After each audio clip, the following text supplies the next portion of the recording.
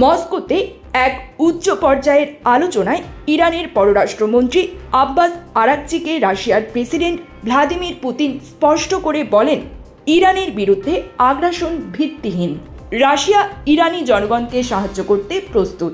সোমবার 23 জুন আলোচনার শুরুতে পুতিন এই মন্তব্য করেন। এ সময় পররাষ্ট্রমন্ত্রী আরাকচি ইরানে মার্কিন হামলার নিন্দা জানানোর জন্য পুতিনকে ধন্যবাদ জানান। রাশিয়া ইতিহাসের সঠিক দিকে দাঁড়িয়ে আছে বলেও জানান তিনি আরও বলেন, ইরানের সর্বোচ্চ নেতা আয়াতুল্লাহ আলী খামেনি এবং প্রেসিডেন্ট মাসুদ পেজেশকিয়ান তাকে পুতিনের প্রতি তাদের শুভ কামনা জানাতে বলেছেন। এদিকে ক্রেমলিন বলেছে, 3টি ইরানি পারমাণবিক স্থাপনায় মার্কিন হামলা সংঘাতে অংশগ্রহণকারীদের সংখ্যা বাড়িয়েছে এবং উত্তেজনাকে নতুন মাত্রায় নিয়ে গেছে। ক্রেমলিনের মুখপাত্র দিমিত্রি পেসকভ বলেন, ইরানের পারমাণবিক স্থাপনার কী হয়েছে এবং তেজস্ক্রিয়তার ঝুঁকি আছে কিনা তা এখনও স্পষ্ট নয়।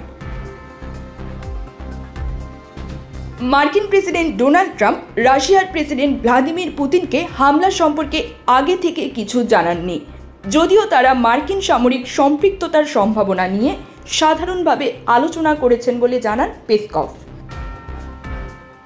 News desk, bridge Bangla 24।